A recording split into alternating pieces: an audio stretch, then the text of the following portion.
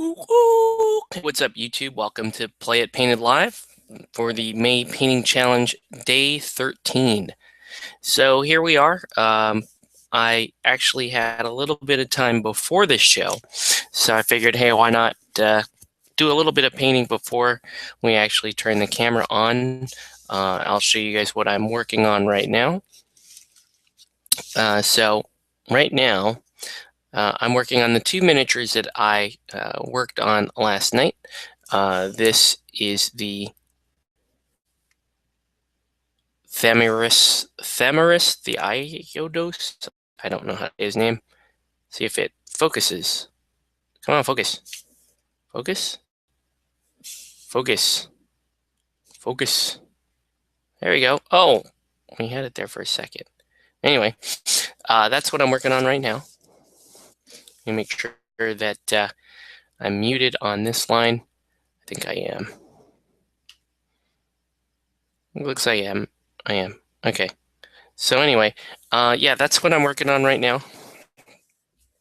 And tonight, the bulk of what I'll be painting tonight during this show is going to be this guy, Dawenti from Hell Dorado. So anyway, there's not much left to do on Thamaris.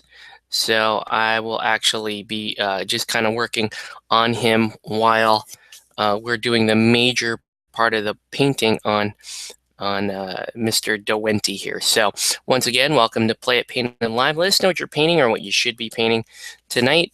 We're into stretch goals for the May Painting Challenge. So we're kind of, I'm kind of been taking it easy this week, kind of painting for fun. It's been a busy week in terms of, work and personal life and all that. So I really haven't, it's kind of fortunate that I did finish the main portion of the challenge already. It seems like May is just going to be kind of a crazy month on a number of levels. There's just so much going on right now. It's good to be able to sit back and paint something for fun like this model.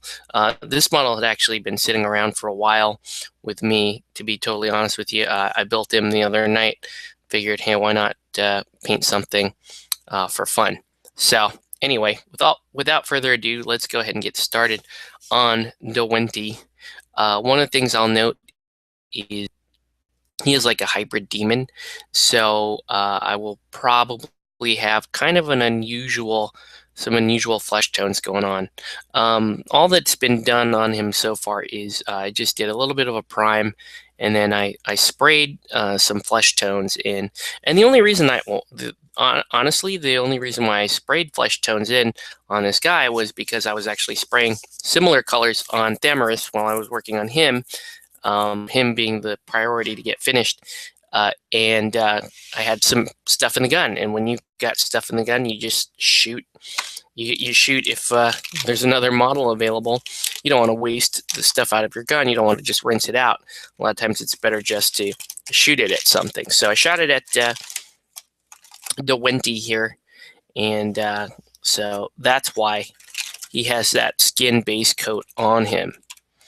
Right now, I just heard a really weird sound, so that was kind of strange. Right now, I'm going to work on his face a little bit. Because this is such a big model, there isn't too much like really fine detail work to do on him. So I'm going to just do that work right now. While people are joining in, because there's not a lot to see on camera for this.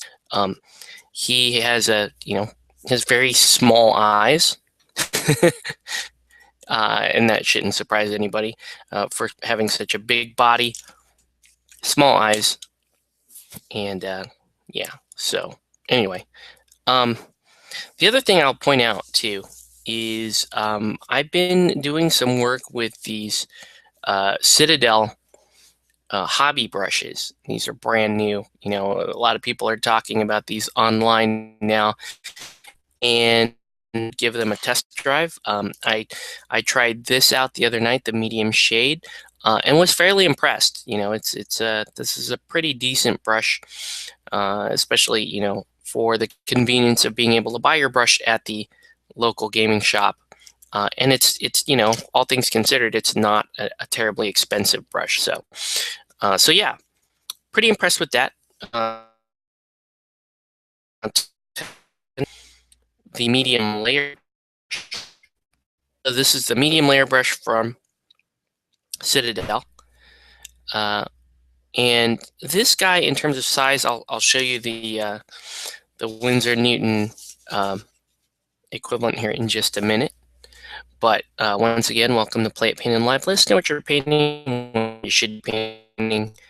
And working on a little Hell Dorado tonight, Dewenti from the Immortals faction. Very fun model. And we're just underway. I'm just gonna paint in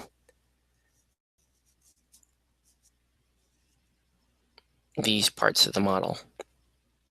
Okay, here's a little trick I do for teeth when I'm super lazy because there's teeth in the mouth. I'll just take after I'm done painting the black orbits in the eyes, I'll just take the brush that's almost out of black, just dip it in my rinse water and use it as a wash to get around the teeth here. See? So it just puts a little shade in the teeth. Then I'm going to go in and paint it up. David Luff, good evening. What's up, man? Welcome to the show. Always grateful that you are tuning in. So, yeah. So anyway, like I was saying, I'm doing some tests on the Citadel hobby brushes. Tonight's victim, as it were, is this medium layer brush. And in terms of sizing, this medium layer brush is we'll say somewhere between a size 1 and a size 0 on the Winsor Newton scale.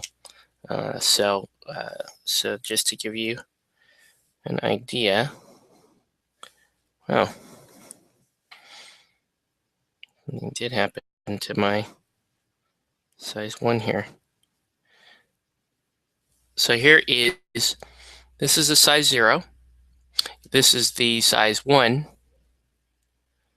of the Winsor Newton scale. And then I'm going to put the Citadel hobby brush. Actually, you know what? If you look at it, the Citadel hobby brush is right there with the Winsor Newton size 1 in terms of its size. So in other words, I'm going to be using the size 1 as the benchmark expectation, which is perfect because those are what I'd actually be using on the majority of tonight's model as I paint it. So this is a good benchmark. I could also break out the Army Painter. It's called the Regiment brush or something. Yeah, the Regiment brush. But it's just, I mean, you can tell I beat the crap out of mine. I use it for metallics. I use it for mixing paint. I use it for even a little bit of dry brushing. So, but the reason why I do that is because it never really held a tip to begin with.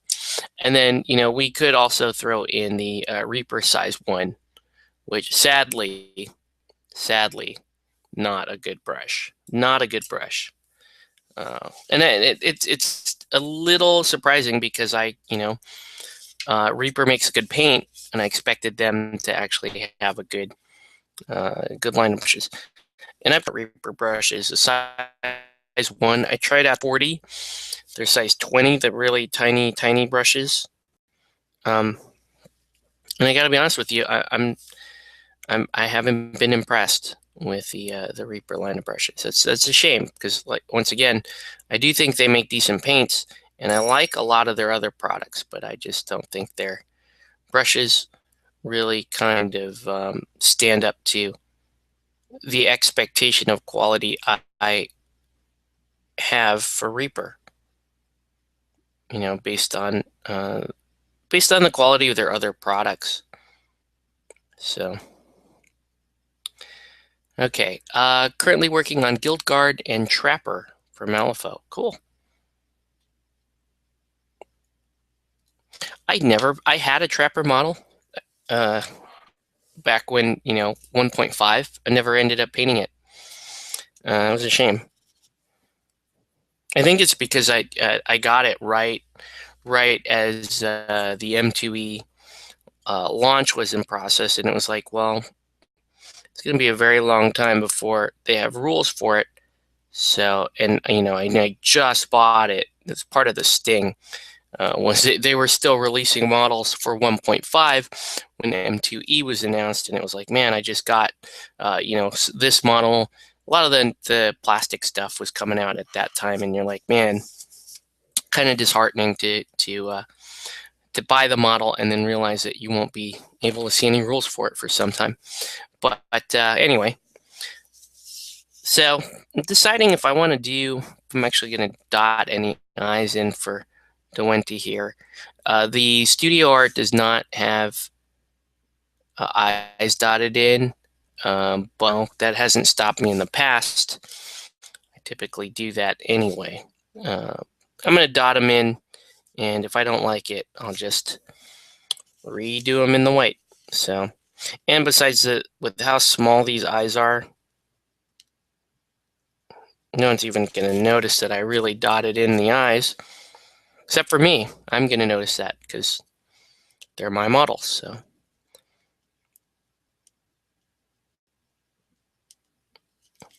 oh no, you can see. All right. Sorry, I'm off camera, but these are really teeny tiny eyes. But here we go. So I don't know if you guys at home see nothing but black in the eyes. It looks like you can kind of see the eye there. You can kind of see that one. You can't really see the other one so well, because it just has to do with how the shadow is falling. And then I'm going to paint in the little teeth. Tori Ling, hi. What's up, Tori? Welcome to the show. Thank you for tuning in. Ooh, that's not what I wanted. It's not what I wanted. I wanted off-white. Where's my off-white? I really have just coming clean here, I really have the worst paint storage system of all times. It's just, I try to arrange the paints, and then as you scramble to paint stuff, everything gets disorganized, and then it stays that way because you might finish later in the evening and there's no longer a desire to sit down and organize all this stuff. These are my first plastic models for Malifaux. The rest of our metals are easy to work with as the metal is softer than most miniatures. There is a special place in my heart for Malifaux metal. I painted nearly the entire range of metal Malifaux miniatures. I was a die-hard fan of that range, and when the plastic came out, I was a henchman. I did my best to kind of support it, but I was pretty open about missing the metal miniatures. That said, the quality of the plastic that they use on the weird kits are nice. The keying is nice. They're clean. Putting those together. Originally, the original kits were very fiddly because they had all these teeny tiny bits and parts to them. But that said, the quality was fantastic, and so I can't knock them on that. But yeah, they used to trim those pieces just into the most tiniest little redundant things, and it used to drive us insane. Those of us who played Malifaux at the time. I'm going to do a little work here on this. Here's a company that I feel that makes some fantastic metal miniatures. Is Corvus Belli. They do some great metal miniatures. They're a bit smaller than I'd like, but they're pretty good, all things considered. You can look at this guy's just hilarious to me. Hilarious, this dude, Themorus. He's basically just a reporter, but he's a hacker in the game, and he's got his thumb to his forehead here. I'm sorry that the camera really isn't focusing as well as it should be, but that's him, and he's funny. He cracks me up. So yeah, we'll go ahead and do that. All right. Let's see. Just ate dinner, had some sushi. Nice. Nicely done. I am a fan of sushi. Some of my favorite sushi rolls are, I'm a big fan of the spicy scallop hand roll. It's like one of my favorites. And then if you're going to talk like generic Americanized cut sushi roll, Philly roll, I really like. I even like the California roll. That's right. I don't care. I like the California roll. It's a little refreshing, nice little piece of sushi there. And that's where most people start, is they enjoy the California roll, and they're not eating anything raw. So and then eventually they come to, like me, you come to find out that the raw sushi is really, really delicious. So let's see. What type of glue would you recommend for the plastic Malifaux miniatures? I when I was doing plastic Malifaux miniatures, I was using this Tamiya extra thin plastic cement, and this is fantastic stuff. Because the like I was saying, the Malifaux bits were so fiddly. Using super glue is kind of asking for it. Again, another thing to point out: tweezers are a big deal. Tweezers are good, especially if you're like gluing Yan Lo's goatee into place. It's a thing. So let's see. These are my first. Okay, they're easier to work with as metal, softer than most miniatures. Yep, we already did that. Love sushi. Yep, I'm a fan. Now my wife loves sushi, and that our first date was sushi. While we were dating, we kind of went through this process of trying to decide whose sushi place becomes our main sushi place, because I had my place, she had hers. So we had to have the kind of sushi off where we try sushi a couple different nights a week. We look at our options and we go, okay, this is the one that we like, the one that we don't like. Now, unfortunately, the place where we had our first date, which was one of my favorite sushi places, has since closed down. And it's changed restaurants a couple different times. It went from like a sushi restaurant to like an Indian restaurant to a Thai restaurant to back to a sushi restaurant. And I think now it's a Mexican restaurant. I don't know. That was kind of a shame. But anyway, I don't know where I'm going with this discussion, but I don't care. We're just painting for fun. We're just shooting it. So yeah. Anyway, so face is underway. Now, I think what I want to do with Dewenti, and I'll show you this is the studio art of Dewenti, and so he's a hybrid demon. They have him mostly in skin tones, and he's got kind of that reddish going on. And for my demons, I mean, not my demons, my immortals in Hell Dorado, my hybrids, I kind of tone the flesh a little bit. I tone it with kind of this Warlord purple style of tone. And what I want to do really is use use that as a shade. I kind of want to use it as a shade here, in the recesses of the muscle, and then just kind of build up back towards flesh from there. So I think that's what I'm going to do. So I'm going to build myself. I'm going to build myself a little super thin glaze of Warlord purple, and then I'm just going to run that over into the model, and then we'll just take it up from there. So anyway, so that's what we're working on. This is again, these are, I guess these were stretch goals as I define them. At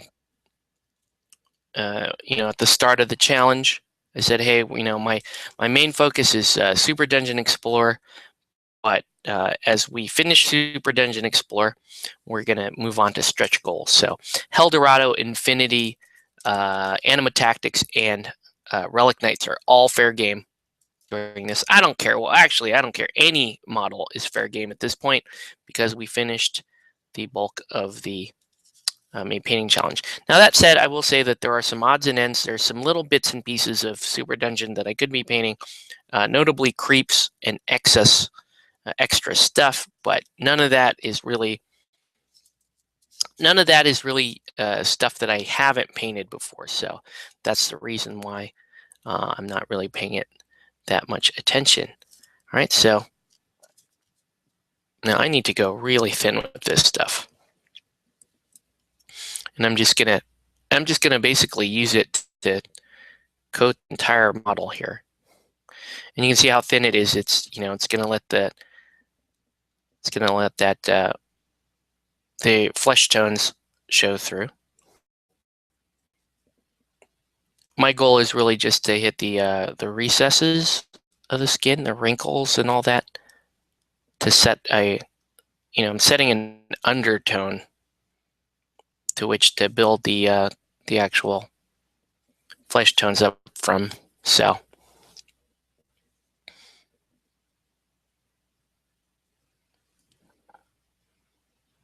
this is a very fun model.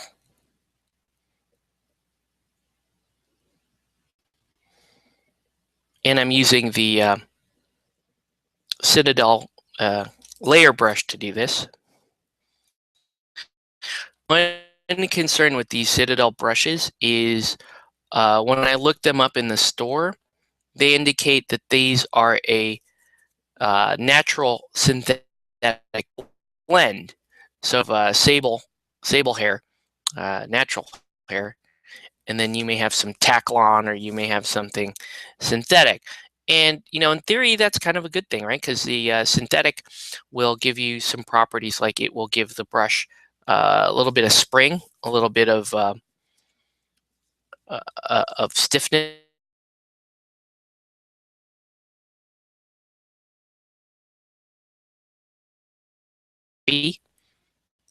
And so you kind of have to get used to a floppier brush with that.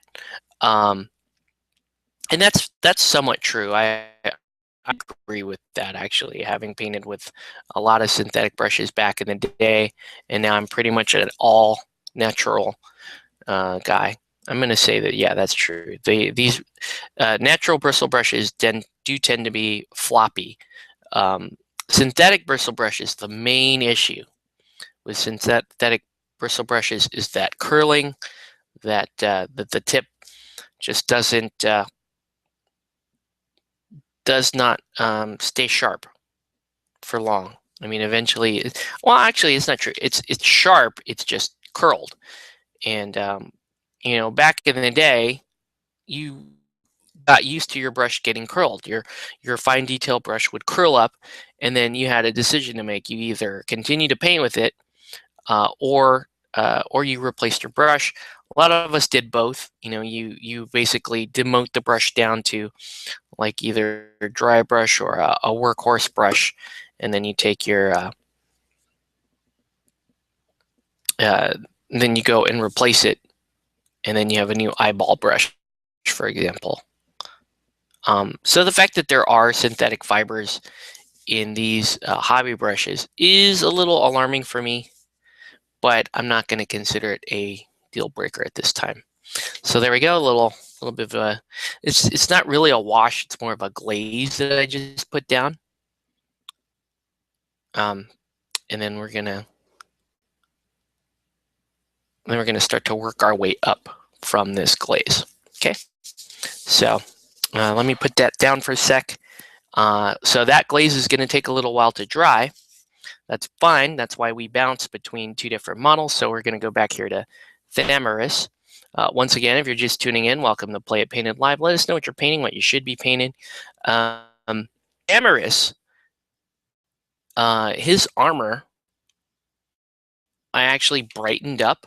I wanted him to look cleaner than the rest of my Aleph miniatures because he's the reporter. He is not like battle hardened. At least in my, I don't know anything about the fluff here, but he's not. In my opinion, he shouldn't look as battle hardened as the other guys do. So, so I'm just kind of. So I'm going to do a couple of highlights on him again, test driving the Citadel brush. Add a little bit of this lighter blue to the darker blue. Let me give this and I'm going to give his hair a little bit of a highlight. Okay, finally broke out my Kickstarter box for Cersei Speed Circuit on my assembly table. Oh, cool. Yeah, I'm excited for you to play some Relic Knights. The assembly process is a little disappointing because, again, we're talking about res stick on these Relic Knights models. So if you're used to the Privateer plastic kits, though, shouldn't have too much of a problem. That said, there is a bit of cleanup to be done. And the Relic Knights models they're hit and miss, in my opinion.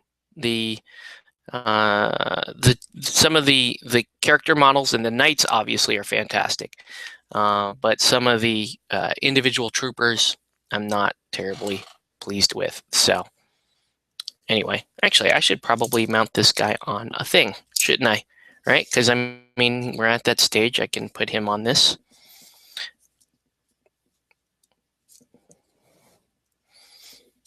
There we go. So, and then the next thing I'm going to do, see how he has kind of like got this purple stuff going on here.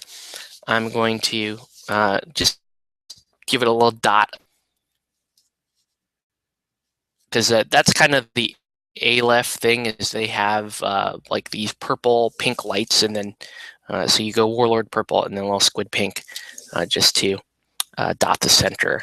And again, I'm going to be trying out the Citadel brush for this, because this is within expectations of what I would want out of my Winsor Newton size 1. And it's right now seems to be performing okay. Got decent enough control over it.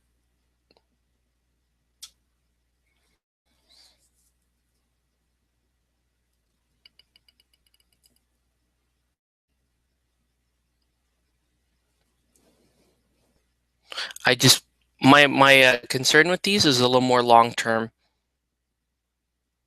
and I am gonna treat these in the exact same way that I treat my Winsor Newton. In other words, I use brush soap. So my expectation is I should be able to get some longevity out of these brushes with a little brush soap. I'll tell you, the way that they pack the bristles in this is, you can already tell there is a quality difference between this and the Winsor Newton. And I can show you that. Actually, I don't even know if you'd pick it up on camera here. But yeah, if you look at the Winsor Newton, there is a heavier, well, let's see if I can. There is a heavier belly to it. See it? It's a little thicker, the one on the top of your screen. It's a little thicker, and the point stays nice and sharp. The Citadel one, actually, the point looks pretty sharp, but there's a little tuft off the end. And I know you guys that paint regularly know what I'm talking about. You know, it's like you've got this point, and then almost nearly invisible to the naked eye is that little like one little wiry tip on the end there that just grabs a random droplet of paint and just hangs out with it. It's so annoying.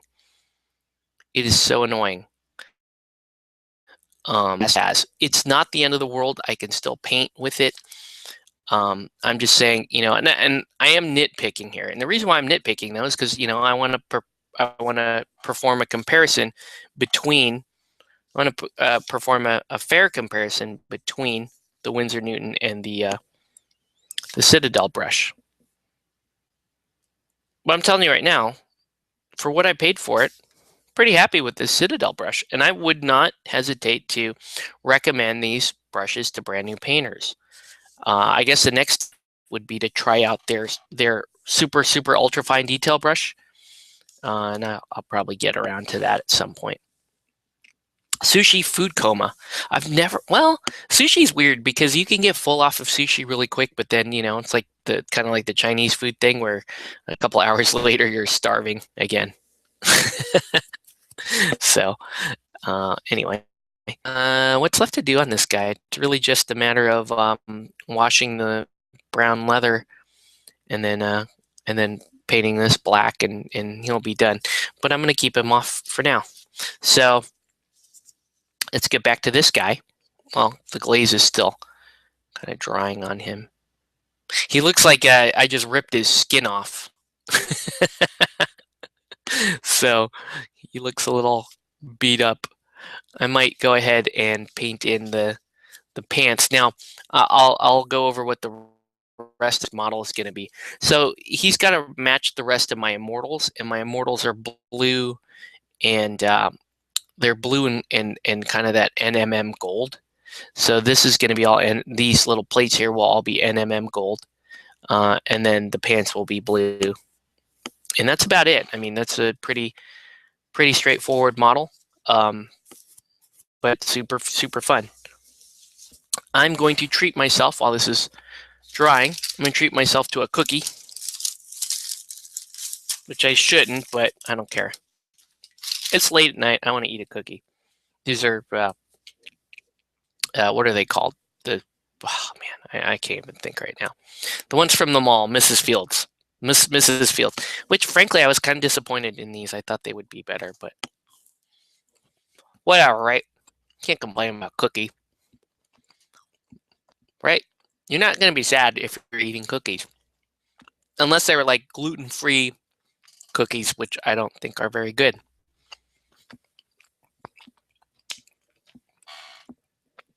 I cry a little bit inside when I have a gluten-free cookie.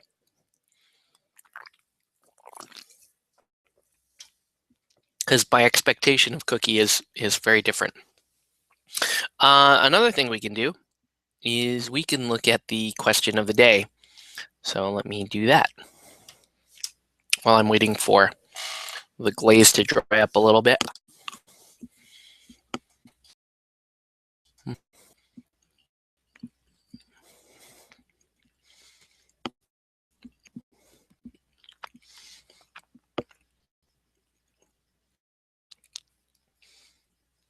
Let's go to communities.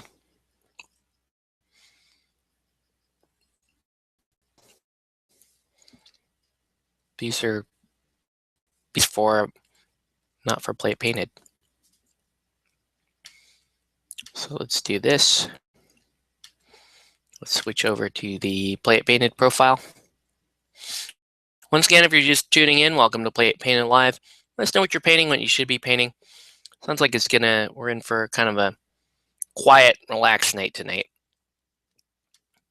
And we're doing what we should be doing, which is really just painting for fun and, shooting the breeze.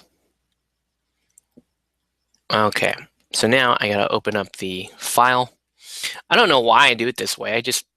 I always navigate to the document before I actually, and I really should be doing this before the show, but hey, I don't know. I've got time. I've got glaze drying. Week 2 wrap up. Halfway through the challenge, how are you holding up? Did you achieve your primary objective for week 2? Level 4 is describe the narrative momentum of your fluff and bring us to speed on how it's going. Okay, so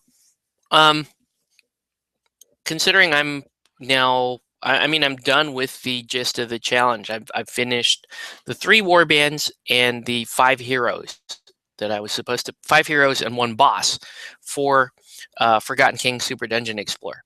So I'm completely caught up and way ahead. How are you holding up though? That's a totally different story. Finished all that stuff while I had nice clear openings in my personal life and my calendar. Right now though, things are crazy at work. Things are rocky at home with, well, not rocky. That's what I'm looking for. Things are just a little tense at home with, the little guy was sick last week and this week. And oh, by the way, thanks to everybody who sent me kind of well wishes on my son getting better and all that. And he's fine. I actually took the day off work to watch him today. His temperature is completely back to normal. I got his his app. He's doing great. He's just very, very drained and very whiny right now. So he went to bed super, super early, which is kind of got me a little paranoid about tonight. We'll see if he wakes up in the middle of our broadcast. But all things considered, very happy. My son is fine.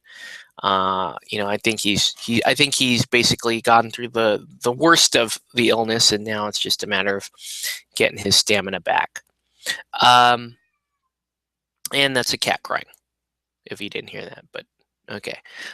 Level 4 is describe the narrative momentum of your fluff and bring us to speed on how it's going. Well, I haven't shot any of the photography for the narrative video part 2, and I need to do that, and I can do that now because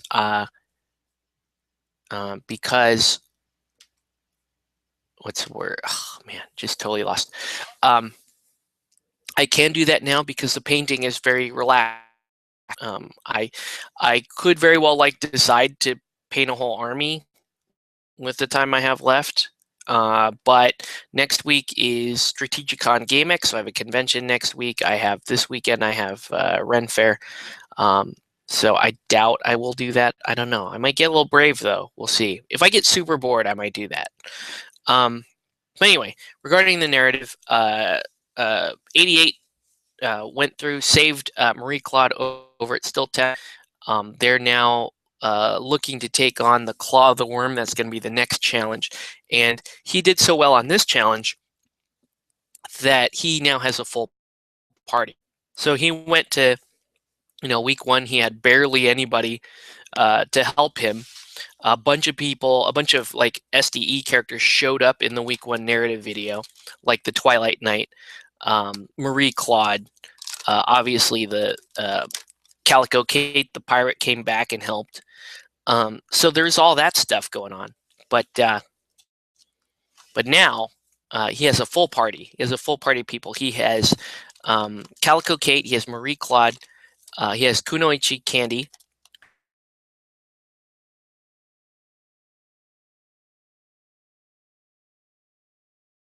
That somebody lives. We'll find out. There's a lot of survival roles that I need to do this week, and the way I do it is I actually do the survival role while I'm shooting. So it's a surprise to me too, if the character comes back dead or whatever. I don't know. I just think it's more interesting, and then we figure out how to kind of weave it into the story and all that good stuff. So, all right. Anyway, Troy Perez.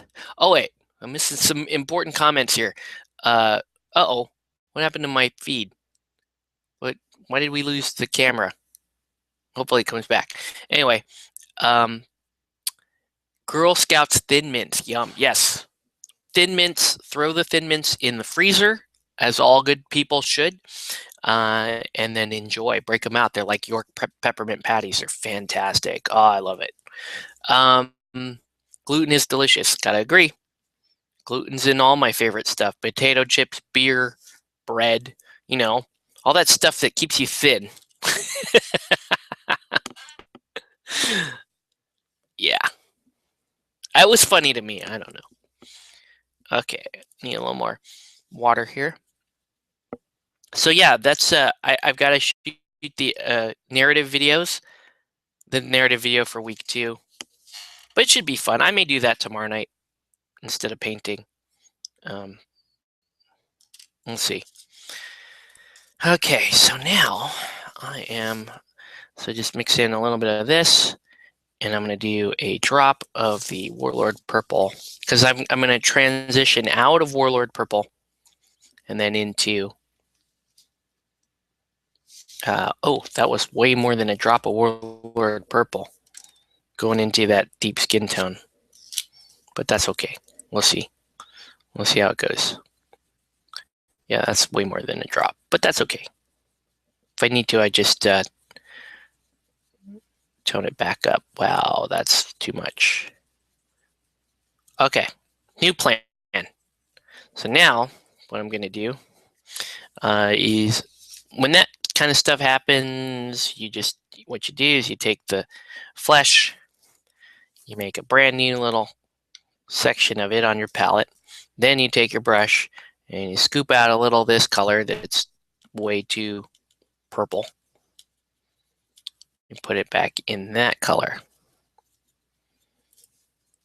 So what I'm going for is almost kind of a saddle purple color. That looks pretty good. Let's do one more like that. There we go. Okay. So now we're going to do that. We're going to apply the base coat. With the amount of flesh that this model has, I may just have to put him on the mount him on the handle right now. I think I'm going to do that because there isn't too much I need to get back into. The one worry about this kind of stuff is this model is a big, thick chunk of metal, so he could very easily fall off of my little miniature hand.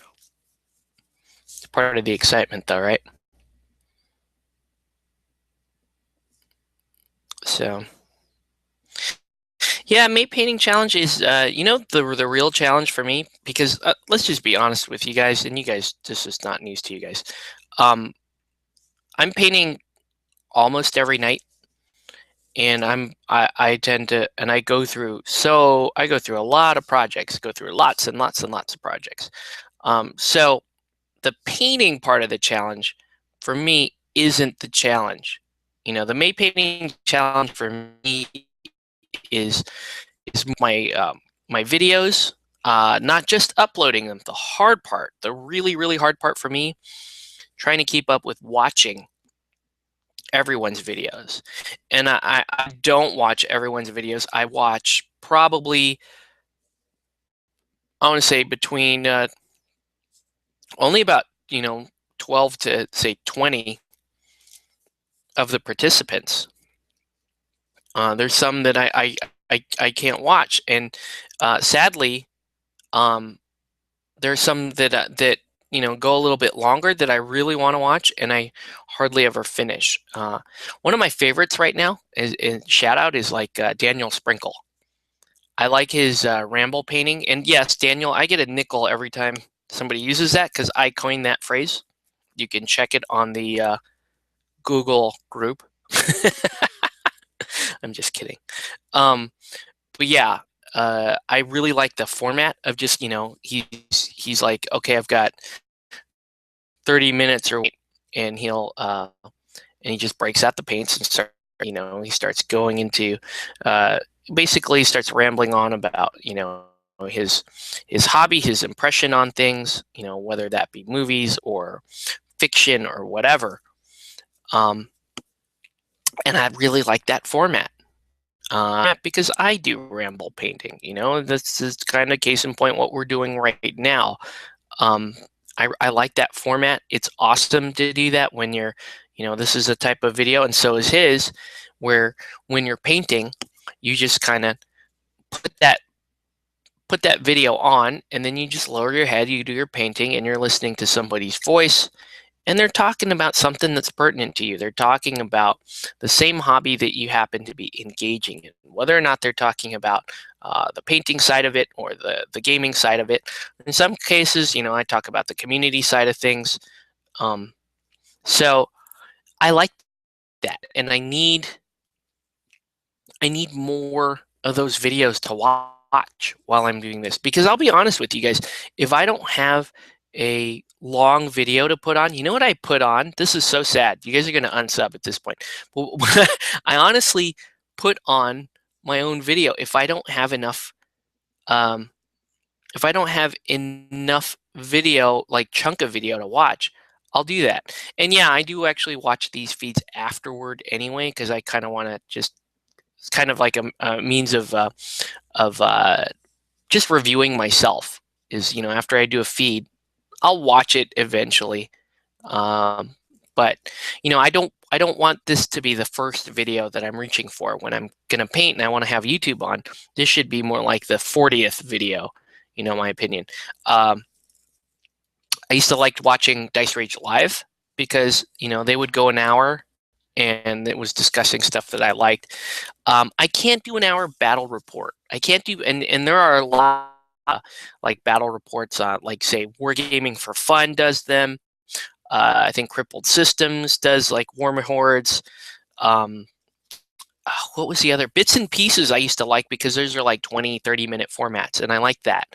But I guess what I'm saying is, you know, it's hard for me to find this, you know, it's like almost podcast format, but you can look up once in a while and you can see that the guy is working on the same kind of stuff you're working on. I love that, and that's taking advantage of the YouTube medium.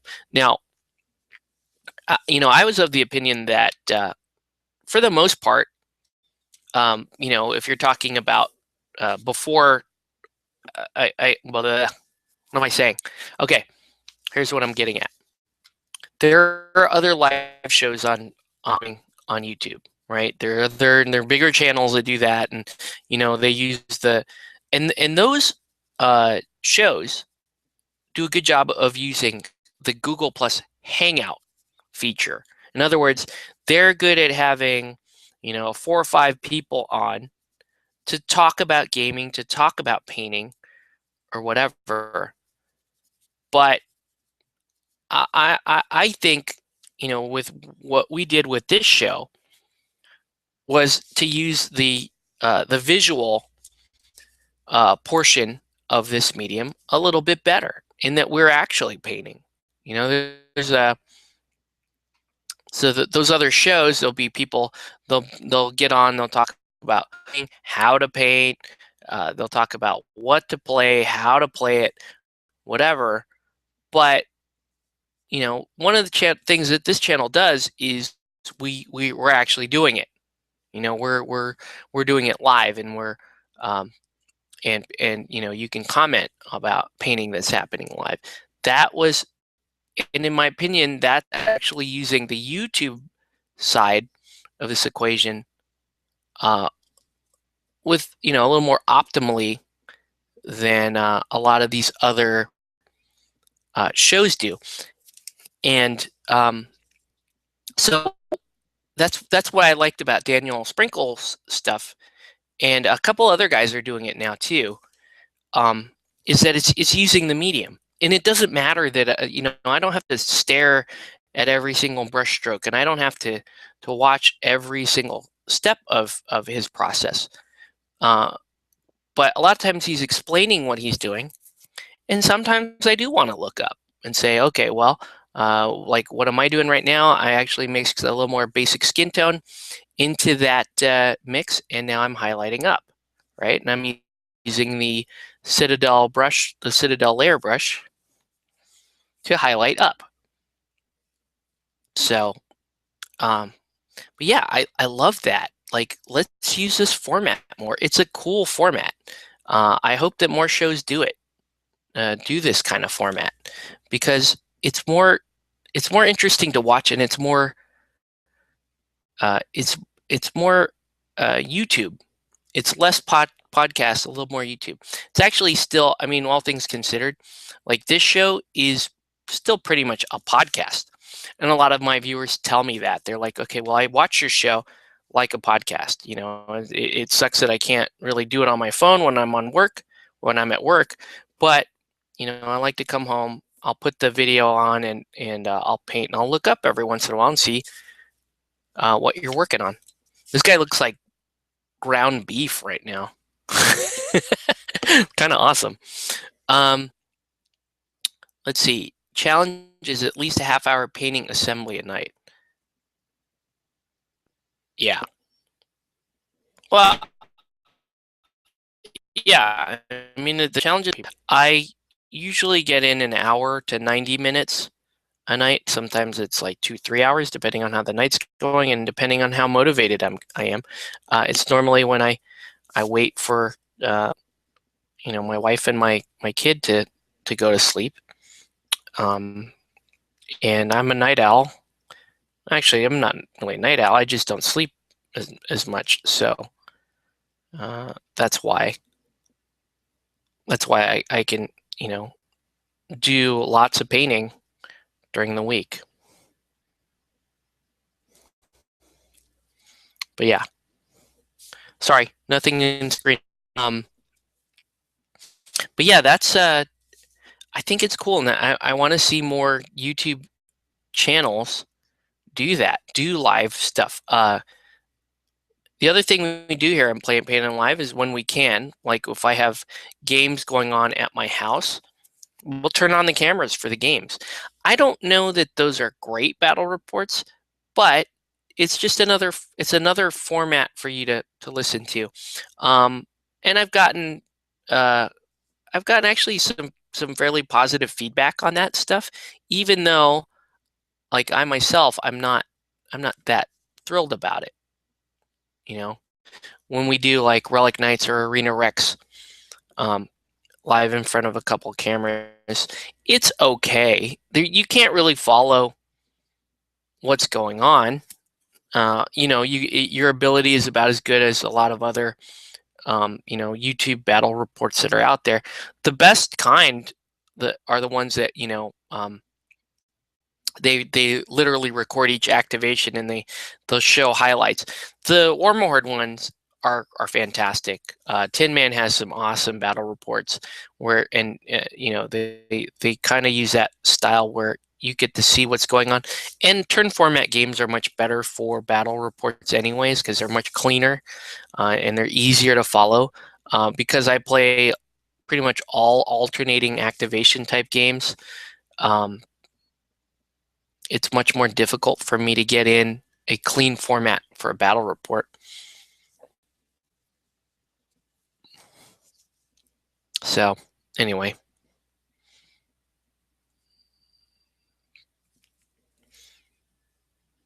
he looks DeWinty looks a little too. He just looks kind of sketchy, cartoony right now. I don't know what to do about that. It might be that there's too much purple in the recesses based on versus, what I'm painting above ground, so to speak. But we'll fix that. Okay. So now I'm going to work on some more flesh here. And this is one of the tips that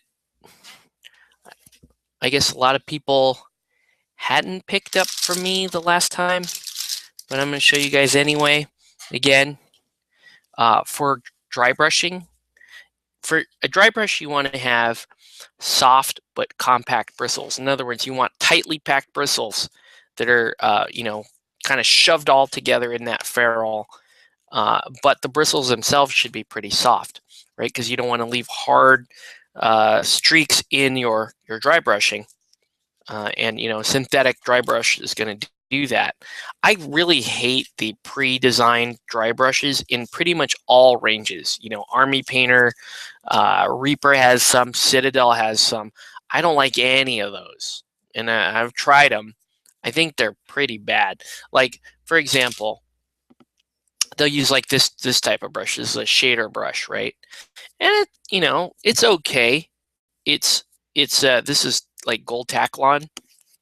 My problem with it is way too stiff, and it's thin. And when it's thin, you don't get a belly on the brush. You don't get much retention. And so what you're going to end up doing with this is you're going to do this. And shaders are cool if you're really only using the tips, and they're great for that. But for dry brushing, I want to use something a little more, a little rounder, a little more organic. So I use makeup brushes. So this is $1. I got this at the Big Lots. This is the Elf Eyelips Face brand, and these are $1. You can get these at the like the Big Lots or the dollar store or whatever. And this has exactly what I want. Soft bristles. They're nice and tightly packed. They're smooth. They're a natural bristle, so they're gonna be much softer. Now, the one thing I will warn is when you get this, dunk it in a little water and gently with the towel, run it through the towel and kind of pull on the end a little bit because you want to get the loose fibers out of it. Okay, so just condition it a little bit before you start using it. I don't want to do live shows because I don't want people to see my unclean work area at home. Oh man, you, I. If you look at this room, this looks like an episode of Hoarders gone completely wrong. No lie, man. My room is such.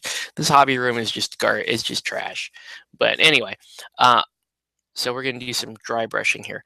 This is the one part of the Citadel hobby brush set that I will not. That I just absolutely is their dry brush stuff because I just don't think any of those miniature guys companies really do this particular type of brush right. I really think that you're better off with one of these makeup brushes. Okay, so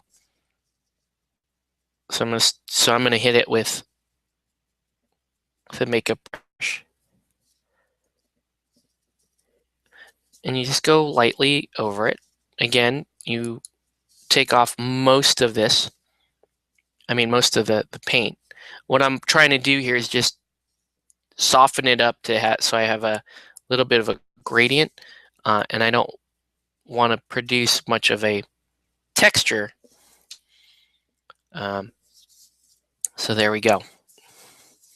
I'm going to add a little more base skin tone, and I'm going to do a dry brush with this, and then I'm going to do an actual line highlight. Okay. So once again, if you're just tuning in, welcome to Play It Painted Live. Let us know what you're painting, what you should be painting. Tonight's subject is Infinity from Hell Dorado. Oh, Hell Dorado, I miss thee. We played some Hell Dorado a couple weeks ago. I still love the game. I don't know. I feel bad. It's like that game. It's such a good game, but it's almost cursed. You know, either it doesn't get good support from the manufacturer, or something else happens and people get soured on the game, or some other game shows up and really just kind of takes the wind out of its sails. All right, so here we go. A little more. So this should be a little lighter, and I hear my son. He's awake. This might be a short.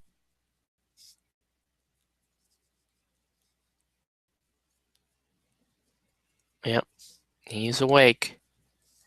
I don't know. Can you guys hear him at home?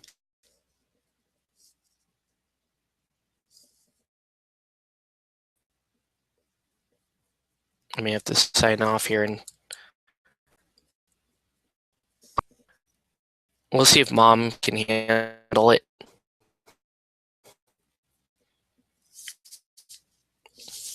Quite fond of Dad, so we'll see.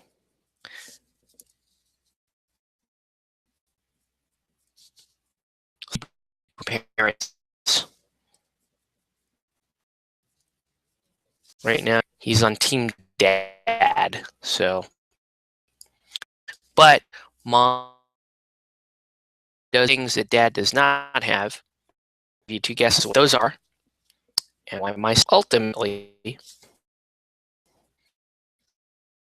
right? When he agreed, Dorado fun set of rules. Yeah, Eldorado's game. It is. It's a good game. That's fun, and I love how they integrate depth of rules without making this like overly clunky game. You know, a lot of it has to do with control areas and then their combat system either adding or removing dice. That's pretty down to it. There's stuff you're going to want to, there's special rules to look up, and your first few games you're going to spend a lot of time looking up special rules.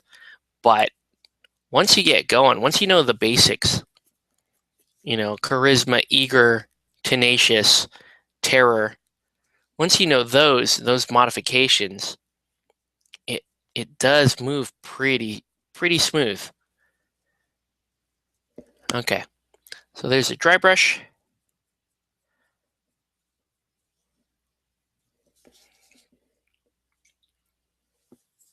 So now we've got to unify all this. I'll let it dry here for a second.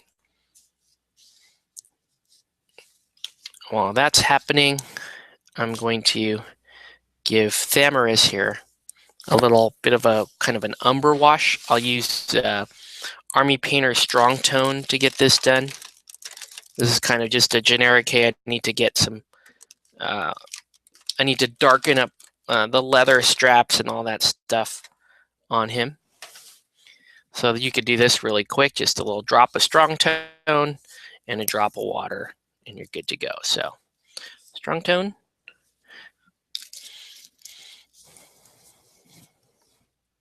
And one little drop of water. And then homeboy here is done. I'll just, what I'll do is I'll just paint the black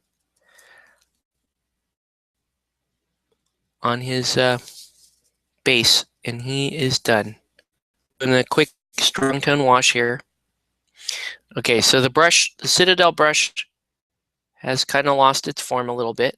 Got a bristle here sticking up straight up in the air. That's not something that you would see on the Winsor Newton. And again, that has to do with how, you know, the precise pack the brushes. I mean, you have a guy with a microscope who's packing individual tiny little hairs in and making sure that they're all standing perfectly straight up. And I doubt Citadel for the money would have used that same process on their brush. So, okay. I can actually do a little highlight here to do the, to get the shoelace. Until get the shoelaces down.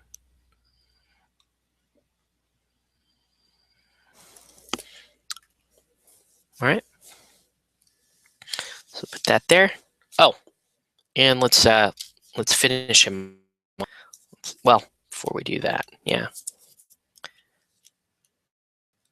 So that no matter what, we have one miniature done tonight. Then we'll the Wenty. He should go pretty. So.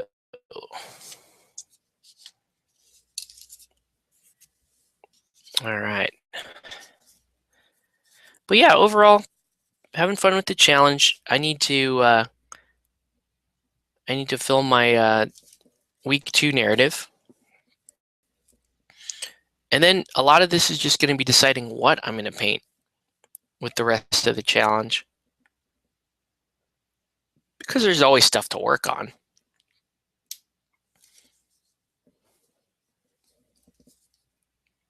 I may actually even do a little bit of terrain at some point. Next week is Strategicon GameX, so I should actually prepare a little bit of terrain for it. The thing is, I'm a big Relic Knights turnout at that convention, so not exactly worried that I'm going to run out of tables or anything like that. So anyway, looking pretty good there, Thamaris. I could do one of these. Just get a little white on there and just pick out a couple corners here on the base. There we go. Just to give the base a little bit of character. All right. Once again, welcome to Play It Painted Live. Let us know what you're painting, what you should be painting. Here is Damaris, the Iridos. Am I even saying that right? I don't know. I'm going to let him dry, and we're going to move over to this guy. Okay, one other thing I forgot to do is I actually need to paint in the base, because the base is also skin, flesh, skin type thing. Uh-oh. What was that? Getting a message here. Okay, this has nothing to do with my show. Man, me being completely egocentric, I would think that every other person would know, every other person in my life would know that I'm filming right now, but whatever. Could you give me a short, okay, yeah, blah, blah, blah, blah, blah, blah. Yes, I will take care of that, but not right now. Anyway. Okay, so this base is from Mr. Dandy Wargamma. It's that kind of corrupted Earth base. So these are great for Hell Dorado. So I'm going to paint in that pinkish mix so that it looks like this is like an open wound. So you can see that there. And then I'm going to paint the flesh tones around it.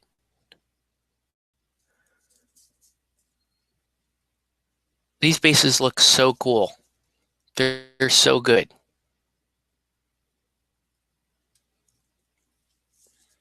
I'm actually going to, yeah.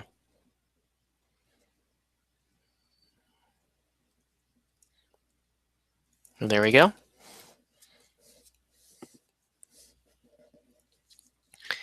And paint in between the little stitches here. So that it really looks like kind of sewed up flesh. There we go. The other thing I'm going to do, looks like there's a lot of this model that I can work on simultaneously. I'm going to start with a beige brown, kind of an undercoat on the parts that are going to be eventually that non-metallic gold. So let's do that.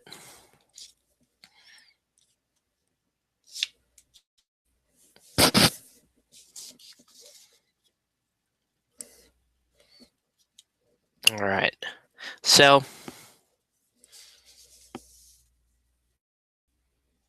oh, and I even have some leather here.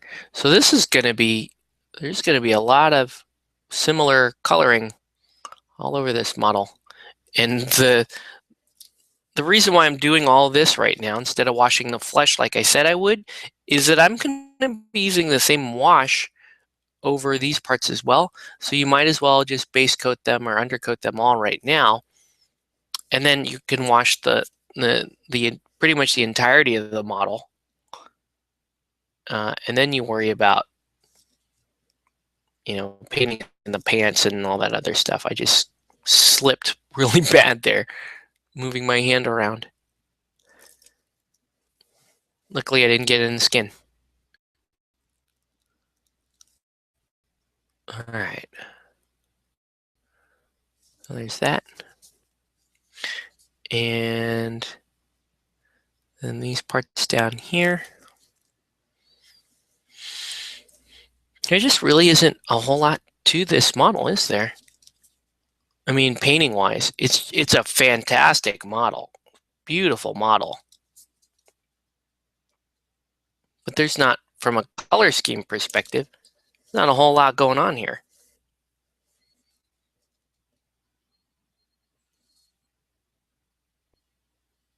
Yeah, I miss Hell Dorado. I'm always happy after I play a game of Hell Dorado because it's like I missed that experience playing this game. One of my favorites, obviously. Okay, so we'll let that dry. Let this dry. What else can I do here? No, I might as well.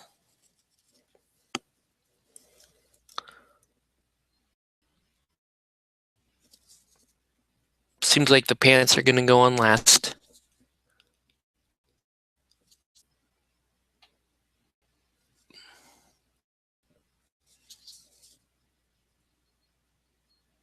Once again, if you're just joining us, let us know what you're painting, what you should be painting. We're just shooting the breeze here and painting. Now, I talked a little bit about paint day uh, on one of my other videos, one of my shorter videos, but I feel it's worth kind of bringing it because um, it's been on people's minds ever since the event. For example, last night, we went out, we gamed, we did some gaming at Comic Quest, and at that, I was asked, "Hey, when are we doing it again?" Immediately, when are we doing a paint day again? Um, by 3 people that were there, and then Comic Quest was that day. They were like, "Hey, this is one of our better events. We need to look at when we can do this again." Um, People don't realize what's cool is people don't realize that they like painting, and they like painting together. That's why that event or people together, and they're painting and they're talking about their games and they're talking about techniques and all that stuff. People love that. That's a great event. People like that. They're going to have fun doing it. So, and they're going to, one of the things that I was doing, that I did there was, a lot of people were asking me how to achieve this color, how to do this, like what should I buy, that kind of thing. And the store loves that because, I'm basically telling them to buy stuff at their store. So, it's a win-win for everybody pretty much. So, I don't know. Anyway, what else can I work on here while this is dry? I can do the flesh base on the on what is essentially the floor of the miniature, and I can actually add a little pink first.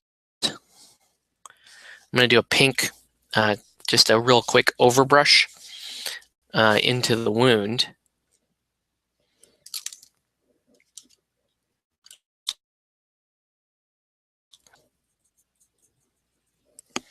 So an overbrush is kind of like a dry brush, except you're not pulling all the paint off. You're just pulling off a bit of it. And overbrush, you can use overbrushes over very heavily textured areas where your expectation is to do an immediate high amount of contrast. So, and you can already see that going down there, how much contrast I just immediately put on that. It looks kind of dumb right now, but this is how we do it. Okay, so there's that. The other thing I can be doing, I really should try to layer up another layer of skin. Yeah, let's do that. So I'm gonna layer up. Oh man, I got it again. That little dot on the end of the brush, that's just holding a droplet of paint. I hate it when brushes do that. It's so annoying. I think most people just kind of reach down with their hand and pull it off. They pull that little droplet of paint off with their hand. What do you guys do? I think painting days should be every 3 weeks. Monthly would be fantastic. I couldn't do it once a month. I've got too many other things that I do. Conventions, Geek Meet. I also support all the other ninjas when they do their events. I typically go to their events, kind of show support for them, try to grow the whole community. It'd be nice if they threw a few more than me. But actually, Corey he and I are the most active ninjas in the area, if not the larger region, because we do a lot of events.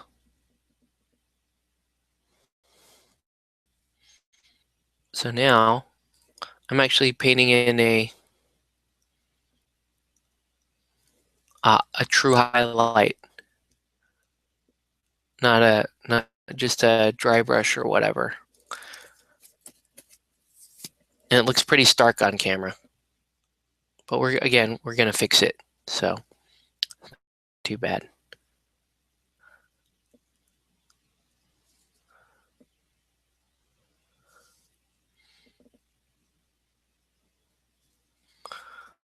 So, yeah, if I could, I would do a paint day once a month because that's fun. I have fun just sitting there painting with people. I have fun kind of just helping people out with their projects and seeing what other people are working on. And, you know, if what I'm saying actually helps them, awesome. So that's cool. But, I wouldn't consider myself an expert, just someone that's experienced enough. I couldn't answer definitively. I can answer some heavy paint technique questions. I can just tell them this is what I do and I like it.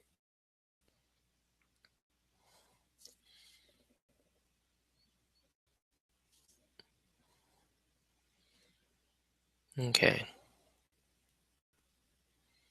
Good job, Dewinty.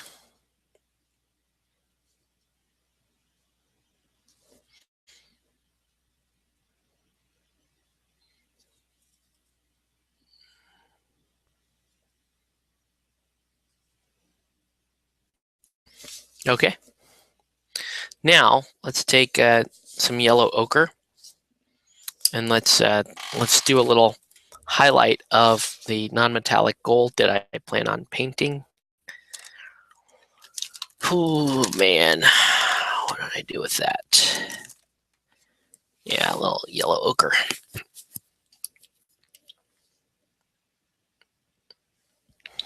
And I'm going to do a dry brush of it, and very fine dry brush of it.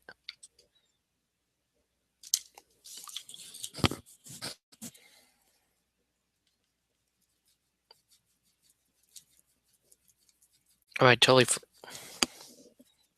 forgot to do the flesh. Which I had to put out a little droplet of paint for. Let's do that. Let's do that real quick.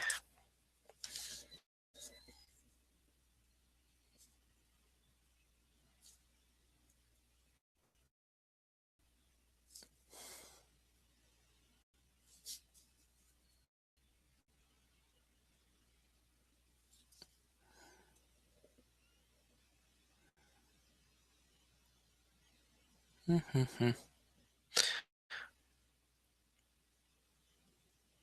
gotta paint some more Takawashi miniatures too. Those are super fun miniatures that also offend people, but I think it's awesome, so I don't care. I think they're great minis, and I want to paint them.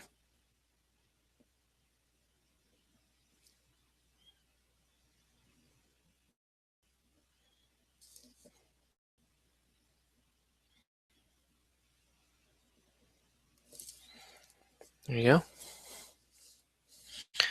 go. So this should come together pretty well.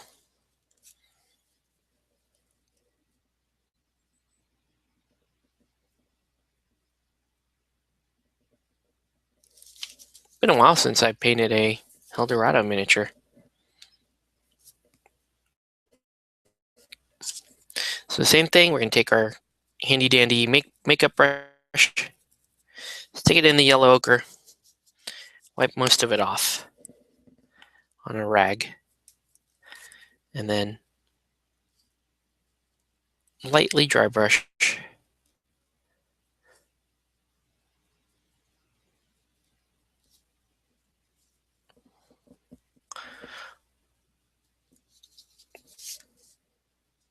So there we go, starting to come together.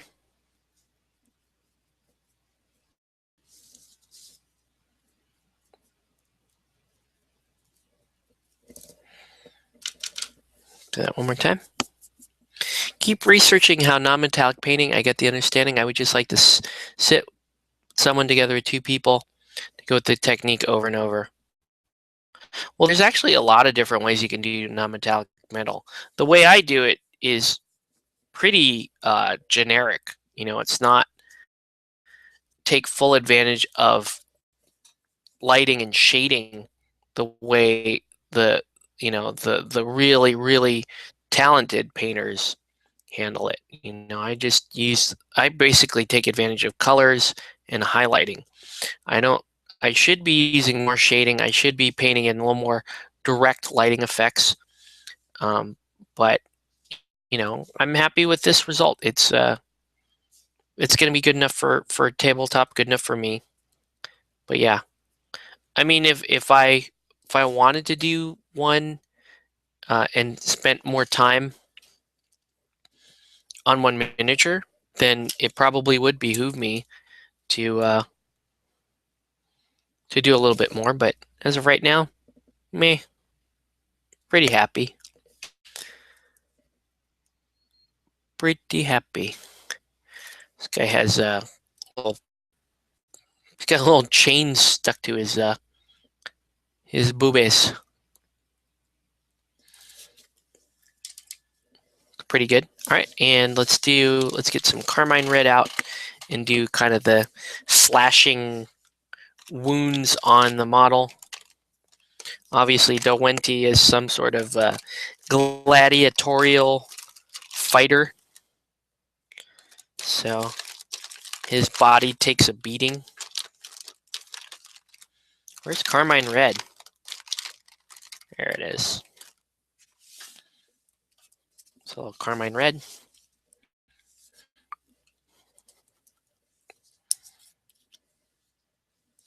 And frankly, the only reason why I do non-metallic metal, I think I said this before, is just don't like treat my brushes and tools. The main reason why I don't use regular metallics unless the client has asked me specifically to use regular metallics. And then when I do use regular metallics, I would use these other brushes to do it, not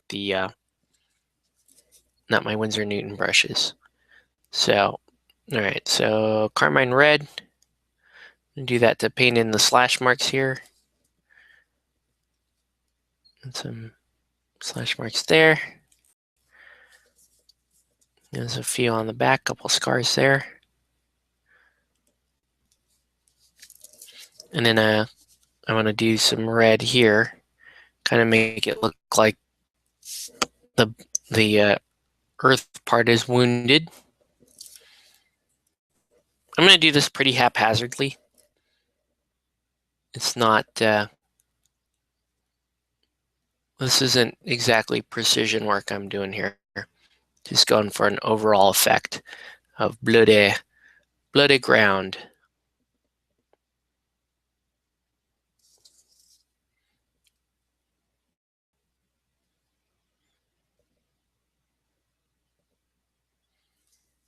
Okay.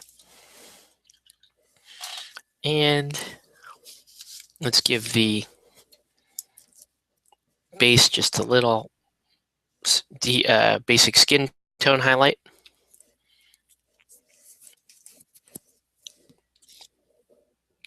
When you see a model like this, where right now this model looks horrible, you just got to trust in the process, because you will start to get to good effects very soon here.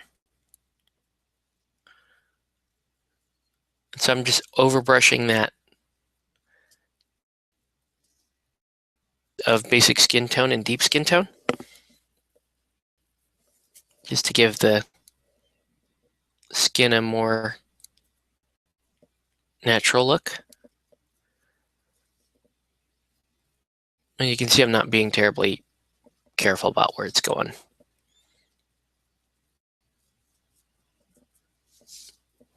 Okay, not too bad. All right, so now that we've got pretty much all the basic components in place, oh, wait.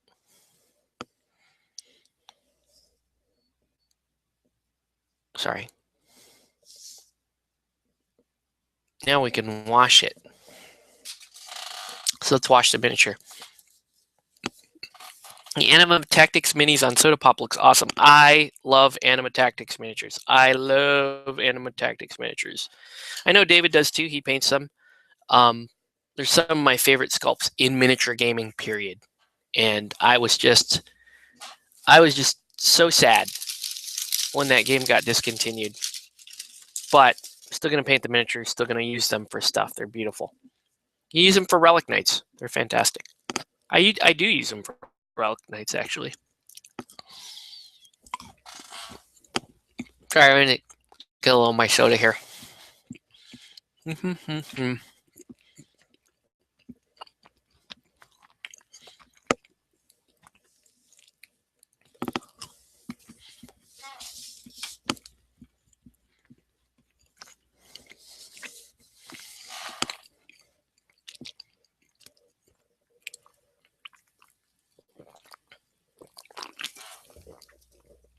Okay. So now I need this stuff.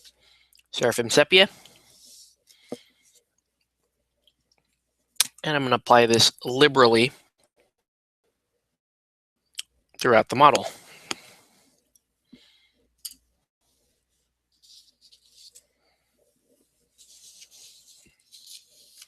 And I'm going to use the Citadel larger brush to do this.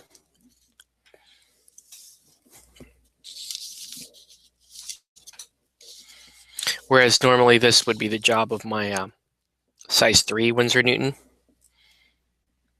This is great. So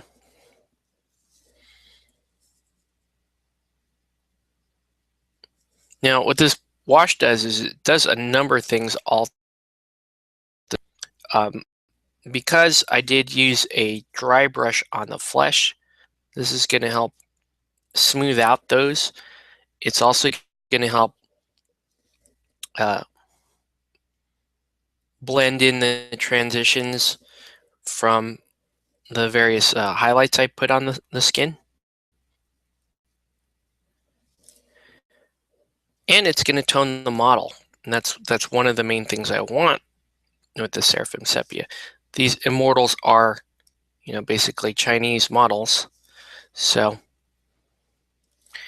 you want them to have a little bit of a tone to their skin, but you want to make sure that, you keep that purplish tone in there as well so that they don't look 100% human.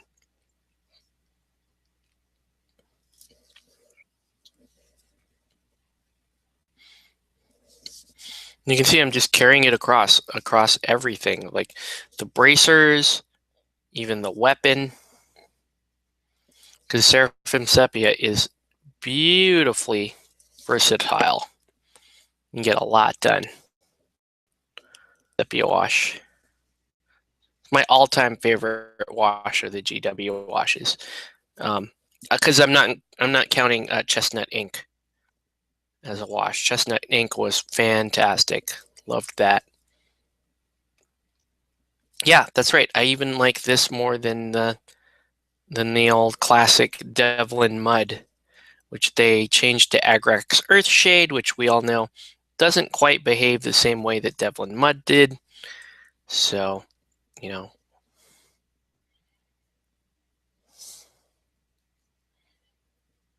pretty cool. You can see I'm just going to pick up the wash and apply it in other areas when it's too heavy.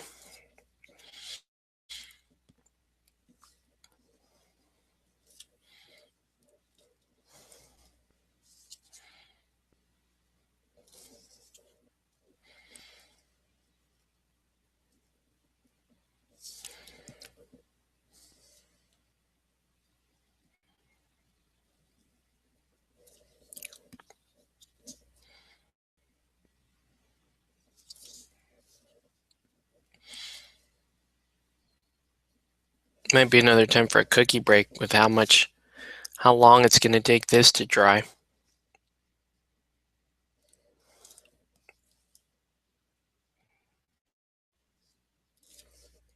Go pro gluten with the cookie. Oh, I totally forgot to. So I also have to shade the base.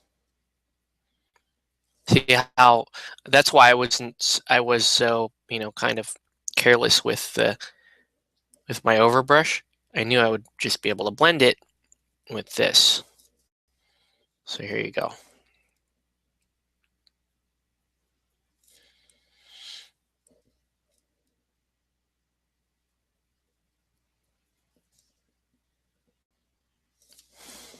Okay. So now let that dry. Here we go. It's looking pretty good. Looks pretty good. Let's get some black gray. Wait, no, I'm not going to do that. Using the wash sewer water from Secret Weapon. Okay. Is that? I've never tried that. I actually never tried the Secret Weapon washes. And I like their bases. I like their tablescape tiles. So I have no reason not to trust them with another product decision. So they do good stuff. I guess while I'm waiting for this to dry, could very well just go in here and paint the blue pants. So let's do that. Yeah, let's.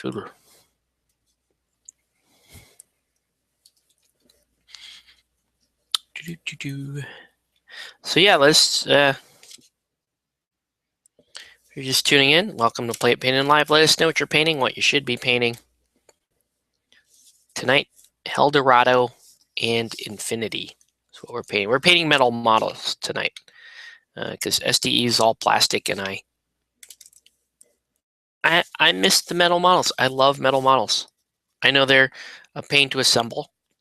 I know that they have anytime you have to do poles for spears and that kind of stuff, it's gonna suck when you're in metal.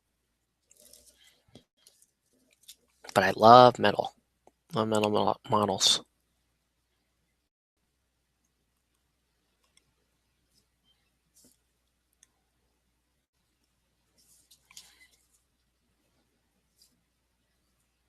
Ooh.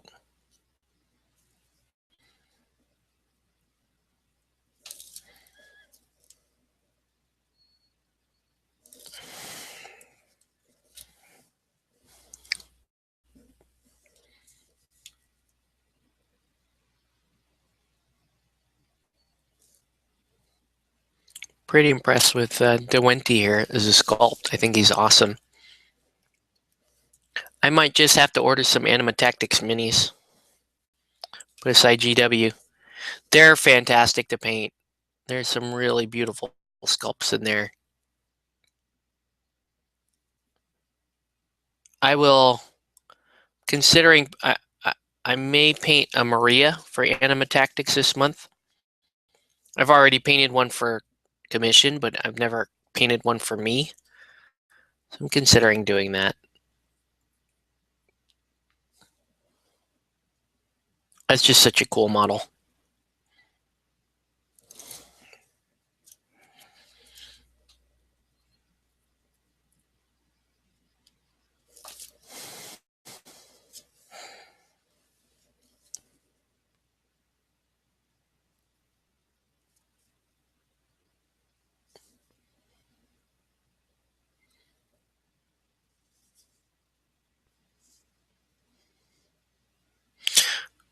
Trying to figure out what Anima Tactics miniatures. Oh, Maria the Puppet Master from the Church faction. Her paint scheme isn't all that inspiring, considering it's pretty much just black. But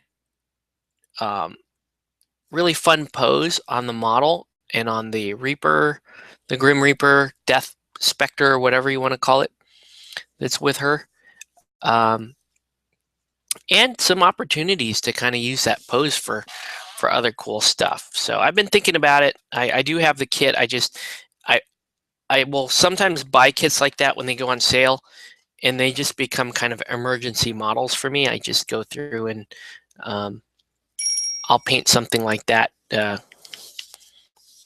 if if I need something to paint. Where's my off-white?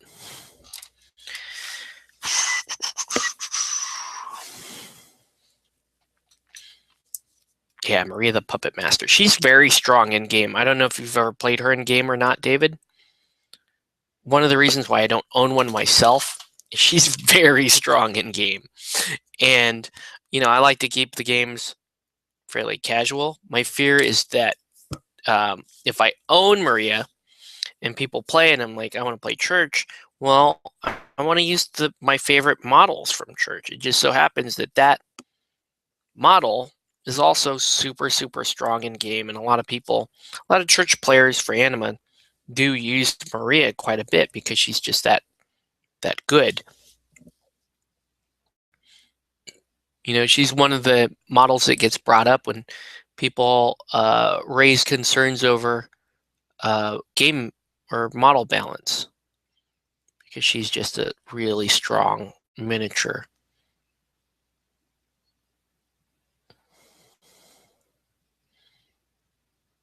I'm painting the stitches in.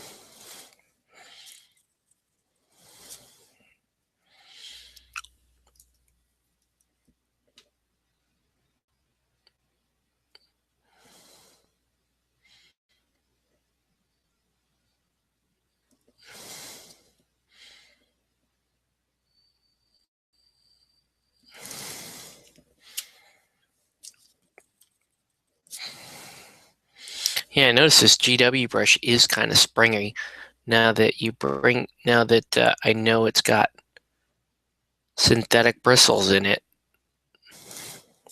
mixed in with the natural bristles.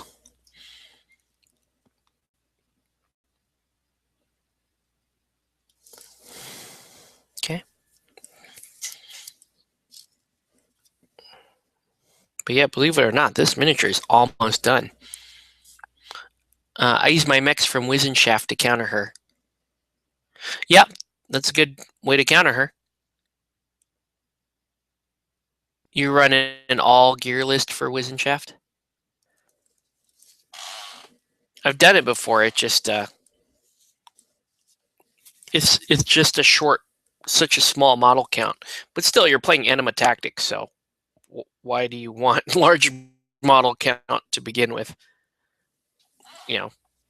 Anyway. Yeah, this wash is taking some time to dry. I'm going to pull up some of the excess.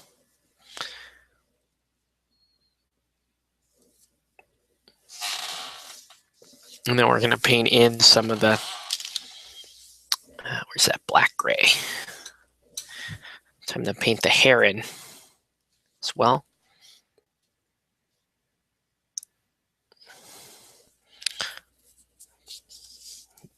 There's really nothing, like, from a color perspective, there's nothing too fancy about this model. It just happens to be a really, really good sculpt. I'll use one or two mechs. Okay. Which ones do you use?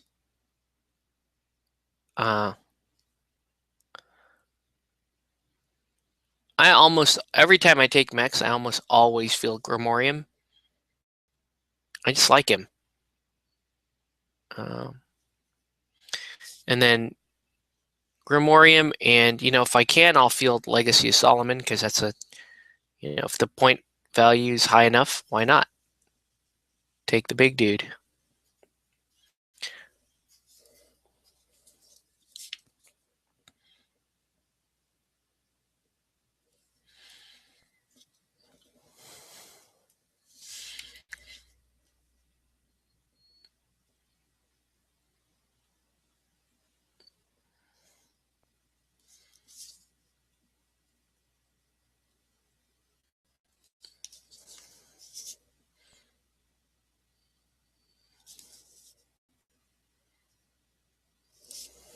Cool. Okay. Paint the little Fu Manchu in. Let's paint in a dark eyebrow here. And one there. And to paint the tips of the horns black, like they do in the studio art. There we go. Looking pretty good. At this point, it's just a matter of dropping some highlights down. Let me do a quick highlight on the pants. Oops. I think I went a little overboard there, but that's fine.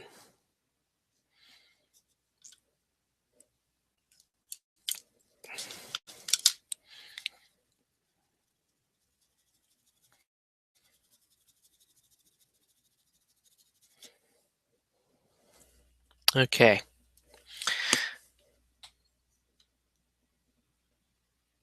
Yeah, I gotta decide what else I will be painting for the May painting challenge. Definitely want to paint something Relic Knights. Probably thinking I may paint a Candy Knight because I had to replace my Candy Knight. I sold Candy Knight to a player at Kingdom Con. So now I need to replace her. And if I'm going to replace her and make her my miniature, I may do a conversion and do something really cool. We'll see. There we go.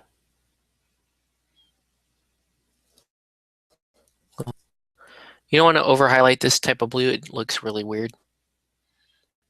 Kind of treat it like you would an intense red, and don't over highlight it. Just drop your one highlight and be done with it and be happy. Okay. Now I'm going to need some yellow ochre because I'm going to re-highlight the non-metallic gold stuff on the mini.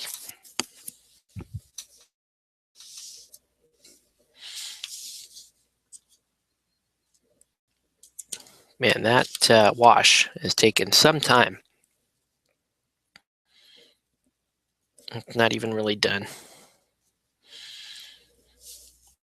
I think it's my fault. I think I overdid the wash. It's okay. What do I always say when you start to second guess yourself while you're painting? Why did I do that? Yada yada. Just trust in your process. It's okay. I mean, mistakes are part of the painting process, and if everybody painted correctly, quote unquote, all the time, and everybody did what you're technically supposed to do, then there'd be no point in painting. There'd be one correct way to paint the miniature. So don't sweat that too much, in my opinion, because there is no one correct way to paint the miniature.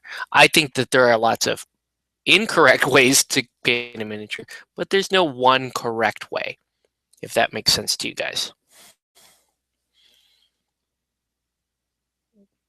I think that you paint your miniature according to your own style, your own standard, and it's going to be great. If you're going to enter in painting competitions, then beware of the fact that you are judged according to kind of an expected standard of painting. But that's not necessarily a bad thing, you know. It's what I don't understand is why painting can be such a touchy subject for a lot of miniature wargamers.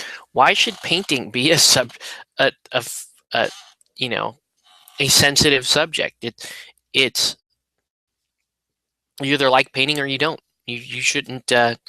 There's no need to try to enforce that one way or the other on people. I like the idea of encouraging painting as opposed to not encourage people that actively go out and encourage not painting, like, oh, don't worry about it, nobody paints their miniatures, just buy whatever. And I think that's a shame, because I would hate to tell a new prospective miniature player not to bother with one of the things that might have gotten them excited about the game in the first place. Maybe the person you're talking to uh, played a painted demo. It's one of the reasons why Play It Painted offers a game hosting kind of service to the cons, is because we can anybody with a copy of the game can show you how to play a game, but what we do is we want to show you a more comprehensive gaming experience, and part of that includes showing you and letting you play with painted miniatures. So that's where Play It Painted kind of that's where it was kind of born, under those concepts. So take that for what it is. But yeah, that was the philosophy behind Play It Painted, was that it's not that we want to force anyone to paint stuff. It's that don't knock painting before you've tried it, and give it an honest go, because this is a huge part of the miniature wargaming hobby. And I know a lot of people, for simplicity's sake, will separate themselves in terms of being a painter or a gamer, and that's also personal choice. But I also think that there is something to be said about this idea that you can actually you can run across people who don't do one without the other. And then I'm talking about myself here. I don't paint without playing. Tony from the painting clinic is the same way. He explained it to me. It's like, I tried doing one without the other. It just doesn't make sense to me. It doesn't make sense to my brain. I feel like something's wrong when I'm doing that, so I don't. And when he said that to me, I was like, wow, I feel exactly the same way. I do not paint a miniature without playing miniature games, the miniature game that it might be associated with, nor do I just play games with unpainted miniatures. I don't. So that's where Tony was coming from. That's where, oh shoot, that's where I come from. I might try the Samael box set. Samael's got some really cool miniatures, and their box set is really good in terms of what miniatures they offer inside of it. Samael's a cool faction, kind of like the monster demon fairy faction, like elemental style creatures. Samael has lots and lots of mystics, which is cool. And now we're gonna start doing our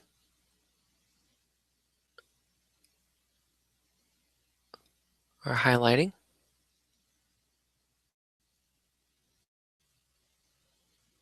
So this is a glaze of basic skin tone. So it's a very, very high contrast glaze to light with. And I can pull the glaze to various parts of the model to whatever suits my purposes. That's why I like glazes. They're fun.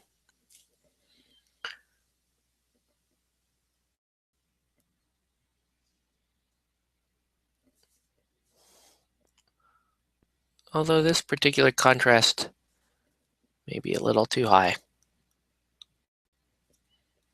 And not necessarily. Just on the face.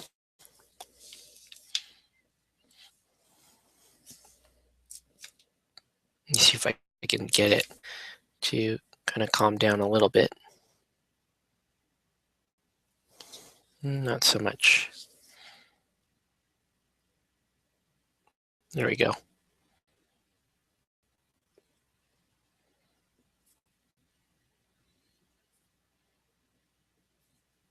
I like that glazes stay nice and open so that you can correct stuff like this.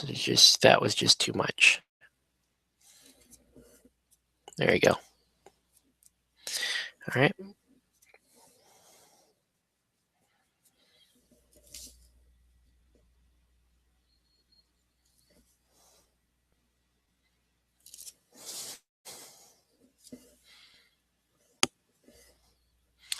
Might have to take a trip to Comic Quest. Yeah, Comic Quest is a very fun store. It's a very active store. There's a lot of activity around that store. The people are cool enough.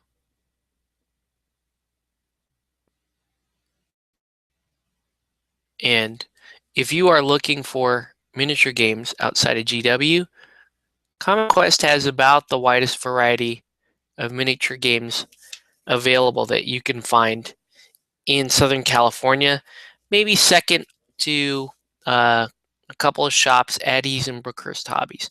But Comic Quest, for being primarily a comic shop, has a crazy good amount of miniatures and miniature wargaming stuff.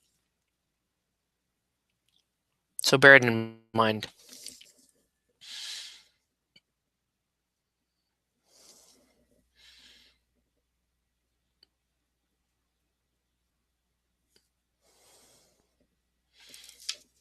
This is some wild flesh going on this guy. So what I'm doing now is I've got a glaze of basically the this flesh mix with lightened up with some basic skin tone, and it is throwing the light around on this model pretty crazy. Like, it's starting to look really, really cartoony. I think it's kind of awesome.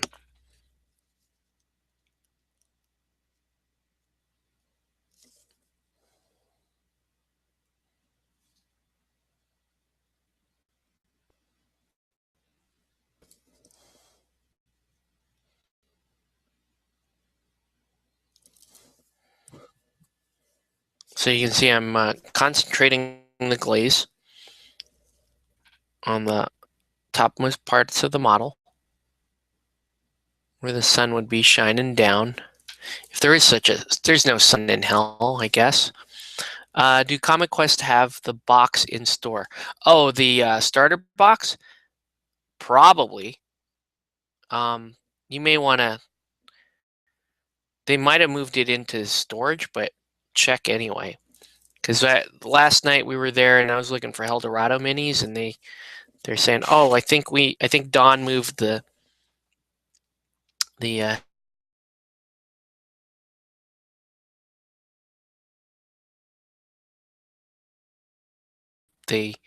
if he put away the box, he might have put away the box sets for Anima.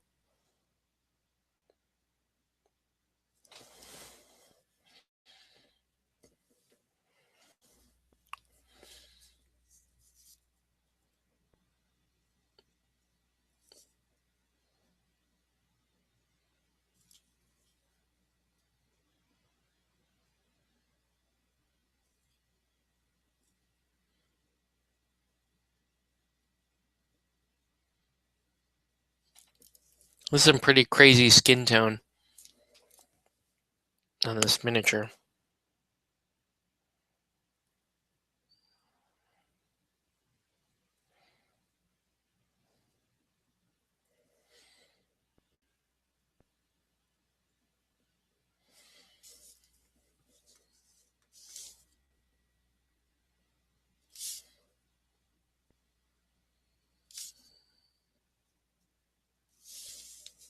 All right.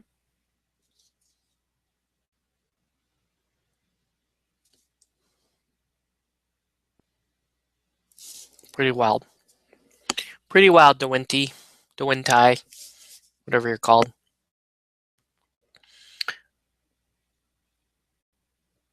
So the coming up on the 2-hour mark, but that's fine. It's actually, as it happens, actually pretty close to finishing this miniature.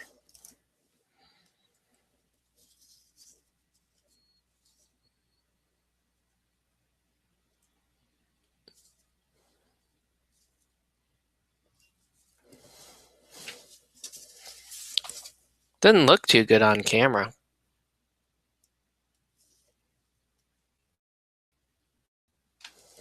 Looks kind of, I think he looks too modeled on camera. Let me show him camera. You guys can tell me what you think. Too modeled?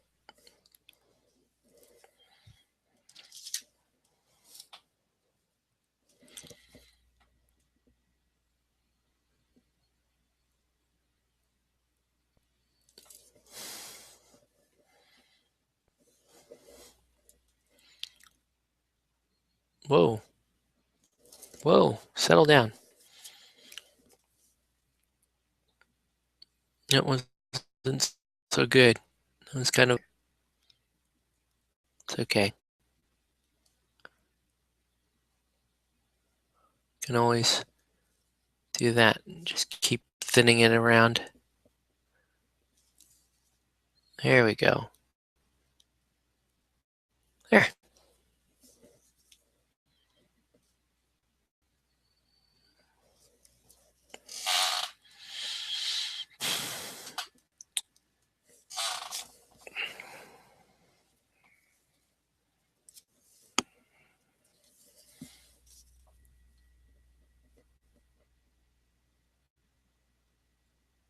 Some crazy skin tone on this miniature.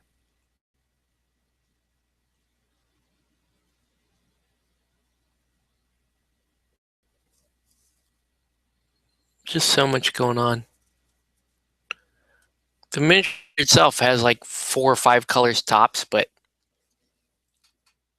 looks like meat and flesh. Yeah, he looks like he's been fighting a blender to the face.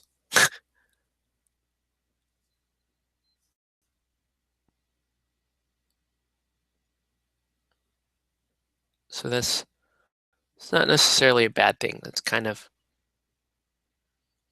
one of the things that we thought this might look like. So it's just big bruised up mess.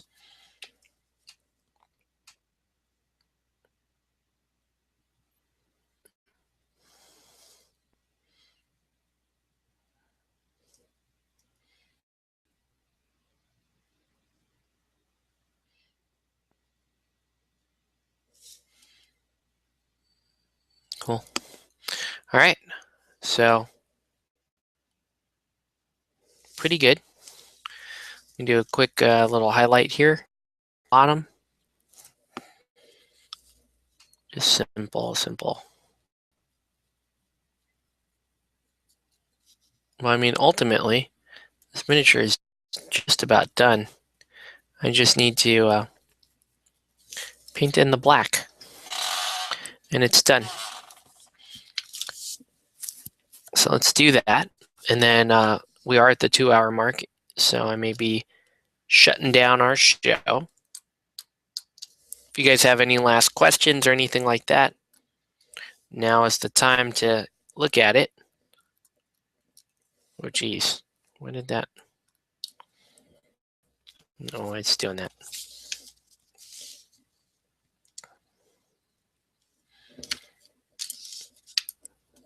Don't paint this up.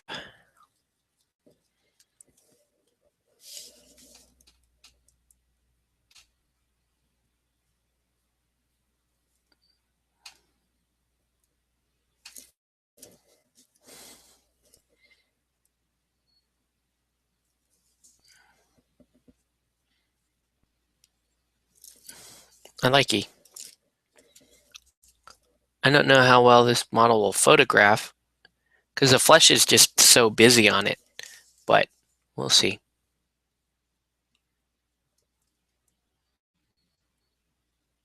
Still was a very fun model to paint.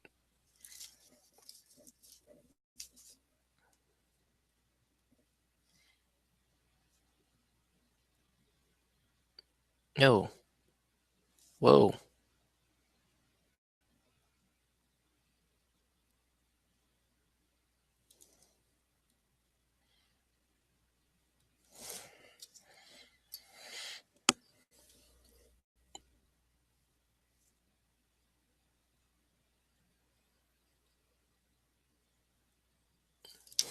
Okay. So here we go. I forget how much I like these Wargamma bases. They're just fantastic.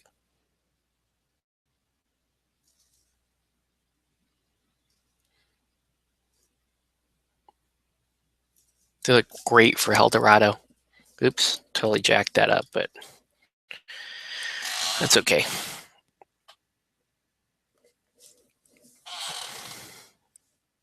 Oh man, what a mess.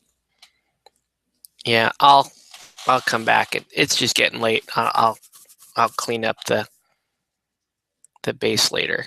You can see how I did not cut that lip right on the bottom there. Let's see what I can do to try to correct at least some of it right now.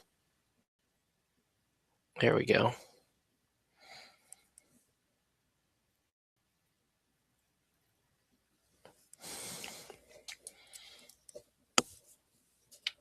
And let's get a little of this deep skin tone in. But yeah, overall, I like it. I like this miniature and Damaris. I think they turned out all right, all things considered. I'm still gonna correct this. But yeah, they look pretty cool. Pretty happy with the end result here. All right, and then just need to. What I need to do now is just. You probably should have used a brown to cover this. That's okay. Not that big a deal. Okay.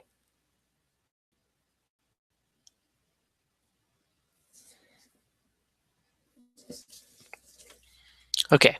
So let me see if I can actually get this to focus a little bit so you can see what's going on. Oh, can't get him to focus. I guess I'll have to wait for the glaze to dry to really show it off. But anyway, there's Dewenti. And here is Damaris. So with that, I think we're going to call it. So once again, I really do appreciate you guys tuning in. For those of you who are watching a recording of this, I also appreciate that you're watching. And then hopefully, this helped you paint through some of your project or something like that. But anyway, that's going to do it for this this session. I want to thank everybody for watching, and we will catch you on the next one.